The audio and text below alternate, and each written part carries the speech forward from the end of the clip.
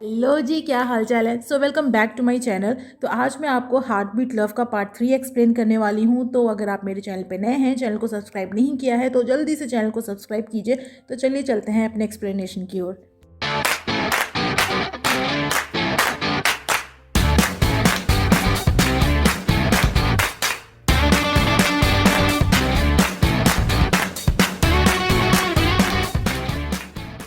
Part 3 के start में देखते हैं कि जिमिंग पूरे रेस्टोरेंट को खरीदने की बात करता है। तो वेट्रेस बताती है कि जितनी उसके कार्ड की लिमिट है उससे वो इस रेस्टोरेंट का सिर्फ 3 महीने का खर्चा उठा पाएगा। और इससे पहले कि जिमिंग और बकवास करता, मेंग उसको बोलती है कि वो ये सब कुछ बंद करे और होगा वो अपनी दुनिया में राजा बाबू, बट यहाँ पे वो कुछ भी नहीं है। और अगर उसे दोबारा से पुलिस स्टेशन नहीं जाना है तो ये हरकतें यहीं पे बंद करे। उसके बाद वो उसको लेकर आती है अपने प्ले के रिहर्सल में, और जिमिंग का ये हुलिया देखकर जूनियर अजीब सा रिएक्शन देती है, लाइक ये क्या नमूना है। और जब वो लोग रिहर्सल स्टार्ट करते हैं तो जिमिंग बिल्कुल भी स्क्रिप्ट के अकॉर्डिंग नहीं चल रहा था और बस अपने हैंडसम फेस की तारीफ किए जा रहा था। तो मैंग उसको लेकर आती है बाहर और कहती है कि वो अकॉर्डिंग टू स्क्रिप्ट अपने डायलॉग्स बोले। पर जिमिंग बोलता है कि वो झुकेगा नहीं, यानी कि वो किसी के ऑर्डर्स नहीं लेगा। और यहाँ पे आपको इनके कुछ स्वीट से मोमेंट्स भी देखने को मिलेंगे। नेक्स्ट डे क्लास में मैंग और फैंग को देखते हैं जो जोन आउट होते हैं, और हुजी उनसे पूछता है कि आखिर उन्हें हुआ क्या है। वो लोग रोज गायब रहते हैं और अभी क्लास में भी वो ध्यान नहीं दे रहे हैं। और मैंग और फैंग दोनों बताते हैं कि वो लोग अपनी लाइफ में बिजी हैं, मैंग अपनी रिहर्सल्स में और फैंग अपने रिसर्च में, और दोनों ही अपनी लाइफ में किसी स्ट्रेंज पर्सन से डील कर रहे हैं। और तभी फैंग मैंग की बैग में देखता है वही कॉमिक बुक और वो उसे अपने पास रख लेता है। उसके बाद देखते हैं कि मैंग जिमिंग के लिए एक होटल रूम बुक करती है, बट जिमिंग वहाँ पे रहना नहीं चाहता है क्योंकि भाई साहब को 5 स्टार होटल चाहिए।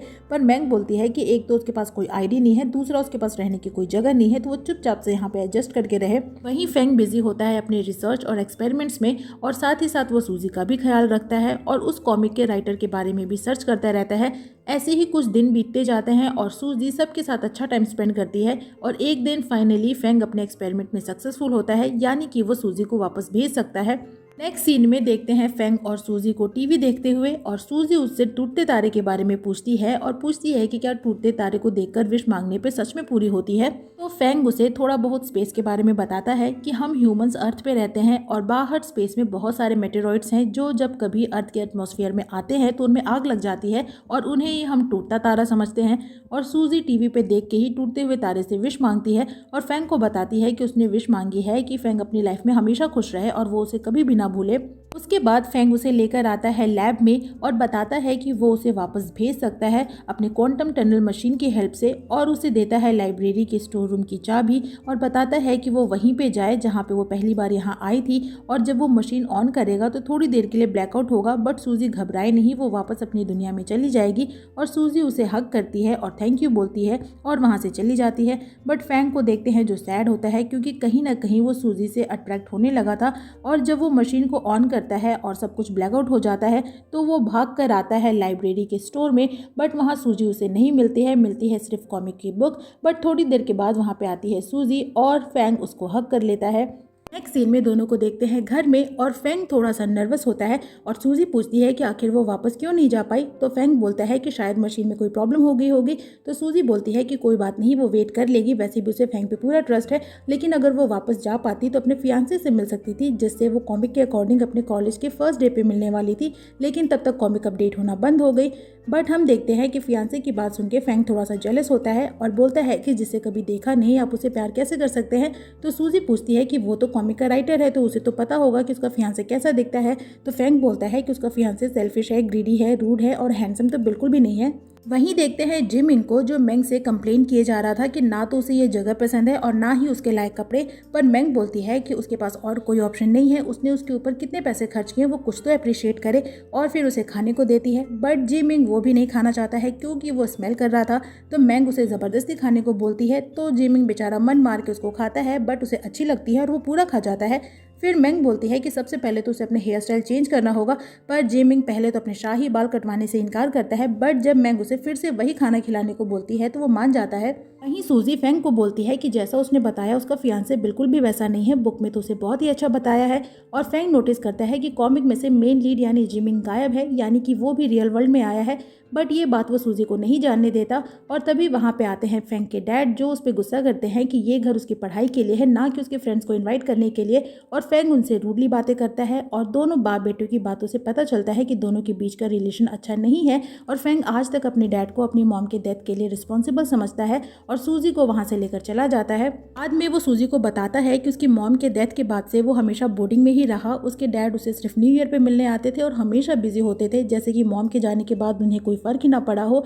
और बताता है कि मॉम के एक्सीडेंट के बाद उसके डैड ने उसे बताया था कि मॉम ब्रेन डेड हो गई हैं, उनके सेल्स काम नहीं कर रहे हैं, यानी कि वो जा चुकी हैं।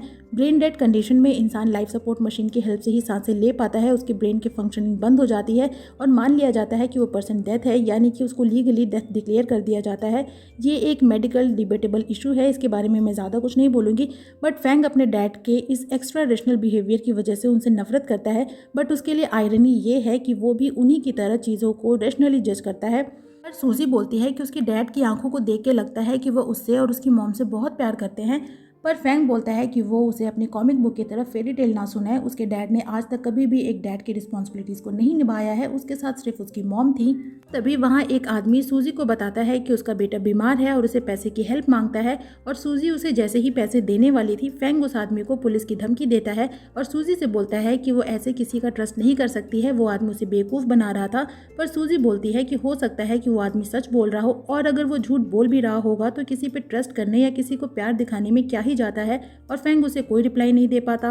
उसके बाद फेंग सूजी को लेकर आता है एक होटल में, क्योंकि घर में उसके डैड थे बट होटल में 2 रूम्स नहीं थे और सूजी के पास भी कोई आईडी नहीं थी, तो वो उसे लेकर आता है गेमिंग सेंटर में और यहाँ पे वो एक प्राइवेट रूम लेते हैं और यहाँ आपको इनके स्वीट से मोमेंट देखने को मिलेंगे। वहीं मेंग को देखते हैं रिहर्सल में और जब जिमिंग वहाँ पे आता है तो जूनियर भी उसको देखती रह जाती है, क्योंकि भाई साहब ने अपने हेयर स्टाइल और ड्रेस को चेंज किया था और वो बहुत ही हैंडसम लग रहा था। तो मेंग बोलती है कि देखा, उसने बोला था ना कि अगर वो हेयर स्टाइल चेंज करेगा तो वो हैंडसम लगेगा। तो जिमिंग बोलता है कि वो तो अपने पहले के कपड़ों में ज़्यादा हैंडसम लगता था और मेंग उसे देती है अपना बैग पकड़ने के लिए और बोलती है कि वो उसकी हेल्प कर रही है। तो जिमिंग बोलता है कि उसे एक और पर्सन में ढूंढने में उसकी हेल्प करेगी और बताता है उस पर्सन का नाम सूजी और ये सीन यहीं पे कट होता है। फिर देखते हैं मेंग और जूनियर को रिहर्सल करते हुए और जूनियर जानबूझकर मेंग को परेशान करती है। इवन रिहर्सल में भी वो उसे गर्म पानी लाने को बोलती है जिससे कि सीन रियल दिखे और जब मेंग गर्म पानी लेकर आती है तो जूनियर इंटेंशनली उसे अच्छे से हैंडल नहीं करती है, जिसकी वजह से वो पानी मेंग के ऊपर गिर जाता है।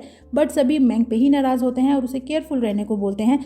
बट तभी जिमिंग आता है और जूनियर से सॉरी बोलने को बोलता है क्योंकि मेंग के हाथ जल गए थे और बोलता है कि क्या उसे पता है कि उसके पास क्या है। उसके पास मोबाइल फ़ोन है जिसमें कैमरा है और उसने ये सब कुछ रिकॉर्ड कर लिया है, तो वो अपनी गलती माने और मेंग को सॉरी बोले। तो फिर जूनियर मेंग को सॉरी बोलती है और जिमिंग उसको बोलता है कि उसे पता है कि वो बहुत ही हैंडसम फेस है और वो उससे अट्रैक्टेड है, बट वो उसके लिए कुछ भी फील नहीं करता और फुल टेंशन में वहाँ से निकल जाता है। मतलब कोई खुद का ही इतना दीवाना कैसे हो सकता है। और बाहर आकर मेंग से बोलता है कि मुझे पता है कि मैं हैंडसम हूँ तो मैं क्या करूँ, मैं मर जाऊँ। और बोलता है कि उसके इस चार्म से जाने कितनी लड़कियाँ उसके प्यार में पागल हो चुकी हैं। पर मेंग बोलती है कि प्यार, वो भी उससे, नो नेवर, और वहाँ से चली जाती है। And gymming was like Sharma गई।